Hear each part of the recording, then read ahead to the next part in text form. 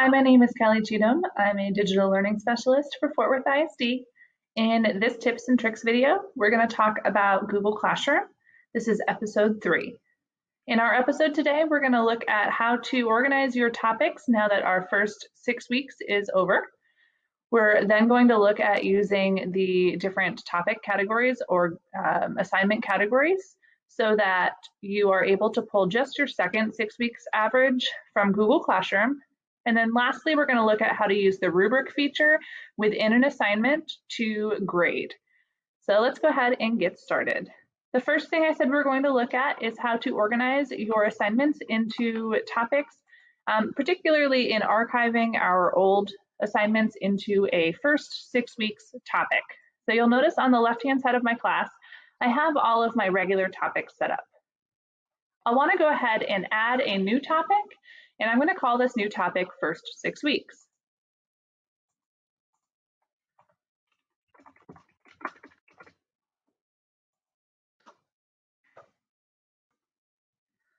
Once the topic is created, your next step is to go ahead and move all of your old assignments into that particular topic. So I'm going to go ahead and drag my first assignment here.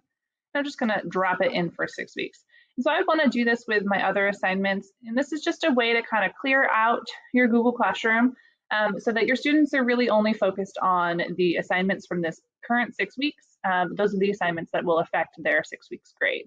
So again, I'm just going to go ahead and move some of my assignments here. So I think at this point you probably get the gist.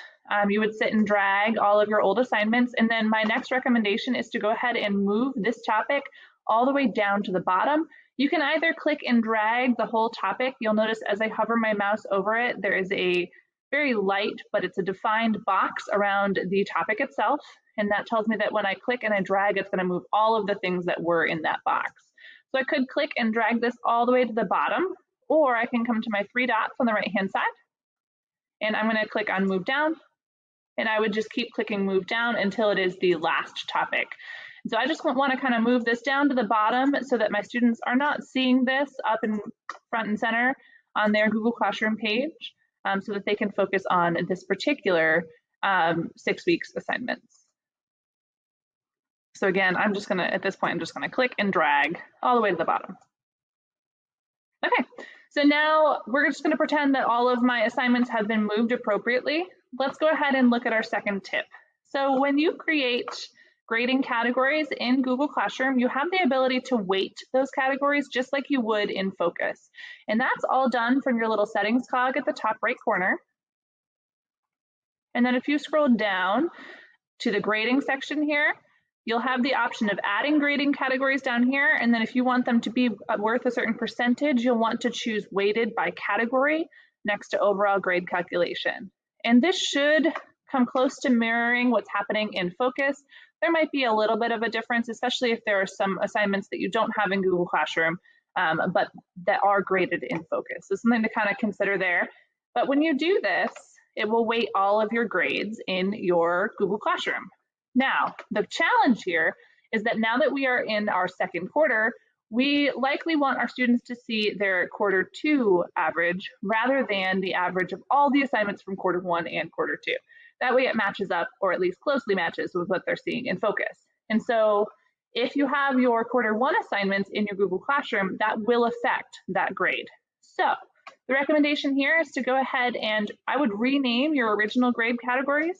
So if in the beginning it was just called classwork, you could add Q1 or just 1 or maybe 6 weeks 1, something along those lines to kind of define those as those came from the first 6 weeks.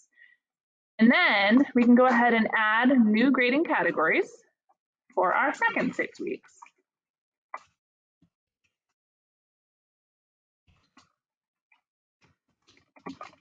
Right? And now here's the important part. We want to make sure that we change our percentages over. So now that I'm in my second 6 weeks, I want my second 6 weeks classwork to be worth 60%, but my first 6 weeks, I don't want that to be worth anything. So I would change that to 0. And so I'm just going to kind of flip-flop my percentages here so that only my second 6 weeks assignments are calculated into their final grade. And now I'm just going to go ahead and click Save. you'll notice that all of the assignments that were in our first 6 weeks here are now labeled with that 6 weeks 1, because originally they were called classwork. And so it just automatically updated those labels. And then all of those assignments are not calculated in their final grade because I gave them 0%.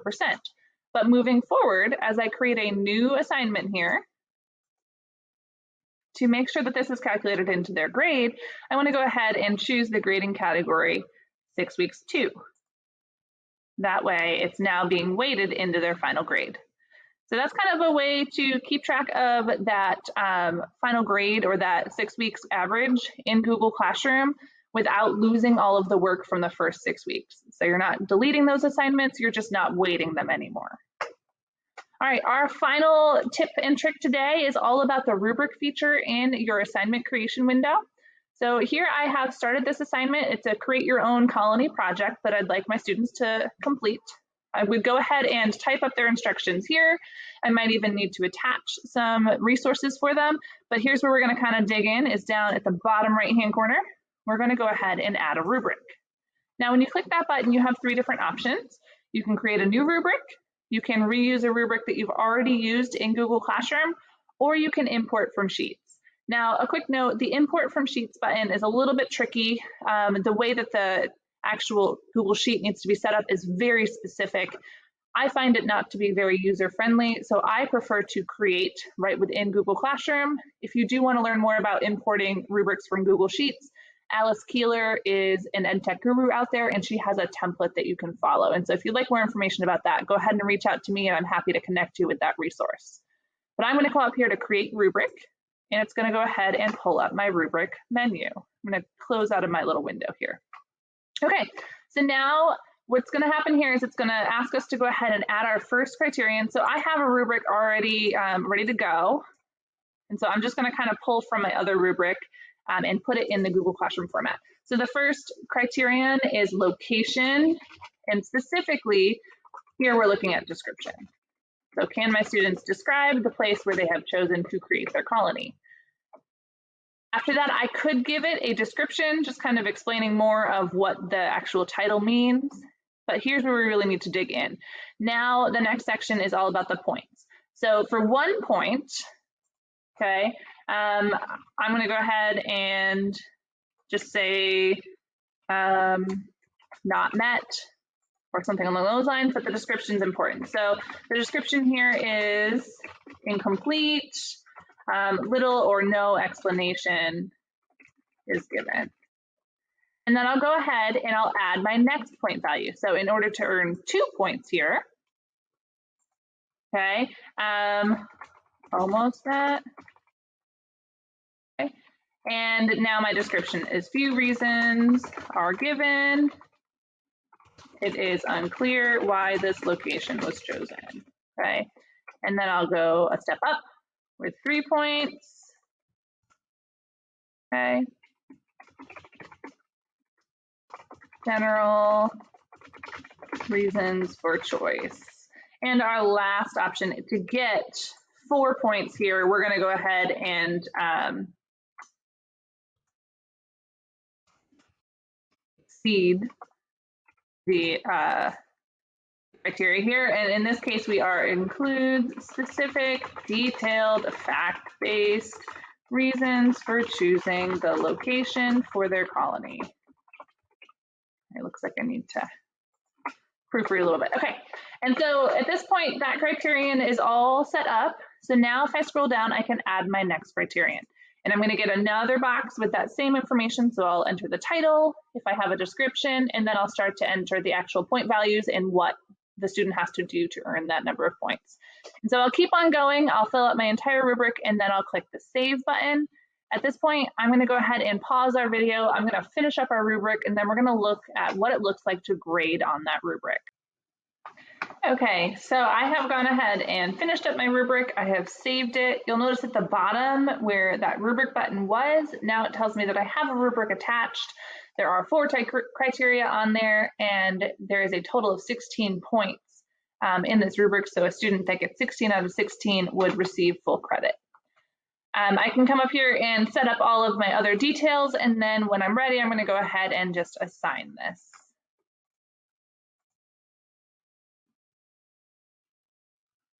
Okay, so now that it has been assigned, when it's time to grade an assignment, I'm going to go ahead and open up that assignment. And I'll go ahead and open up any attachments here. So I'm going to go and pull up a class where I already have this assignment set up with a student submission. So again, we're going to pause our video.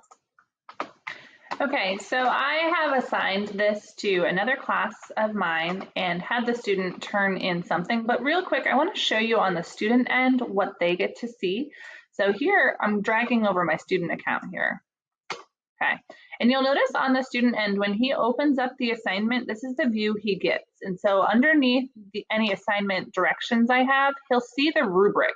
And the original view of the rubric that he sees just shows him kind of those criterion, but not the actual descriptors.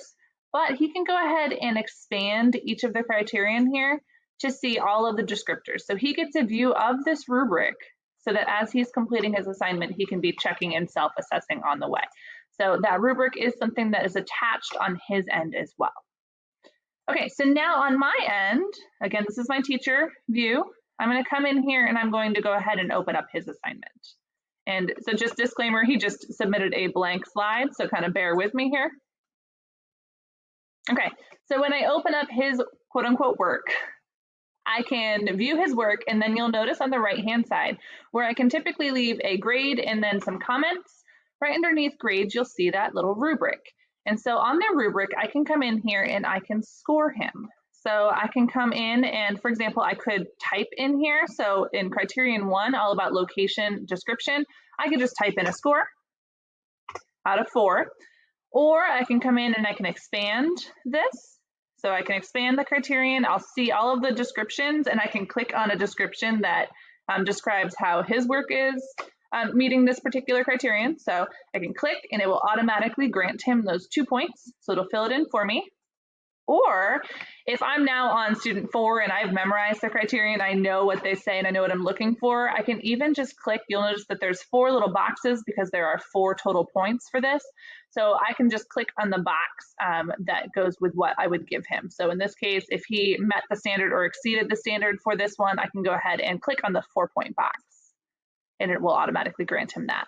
So 3 different ways I can enter a score. Again, I can type, I can expand and then click on the particular number of points I want to give him, or I can click on the box that goes with it. So once I've clicked all of the criterion and I've decided upon a score there, you'll notice that it automatically calculates that up above next to rubric. So in this case, it looks like you got 11 out of 16.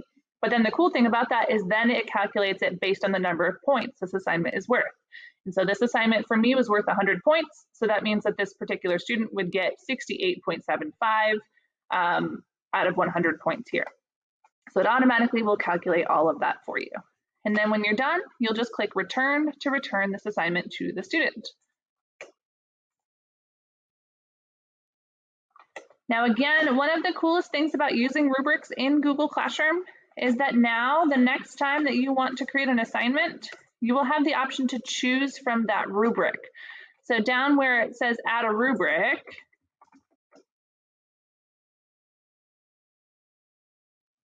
there it is. It took a second to pop up there. Now down where it says add a rubric, instead of choosing create, I'll click on reuse. And I'll see all of the rubrics that I have created. Notice that right now we're just looking at this particular class, but if I know I've created a rubric in another class, I can choose another class by clicking there and it'll bring up all of my classes. So I can go ahead and attach a different rubric. Okay, so those get kind of saved in your library of rubrics. And that is the case if it's a co-teacher as well. So if a co-teacher in another class created a rubric, you should be able to pull that rubric up as well. So a great way to kind of share across your grade level. If you have any questions about any of these tips or tricks, please don't hesitate to reach out to me or to your digital learning specialist.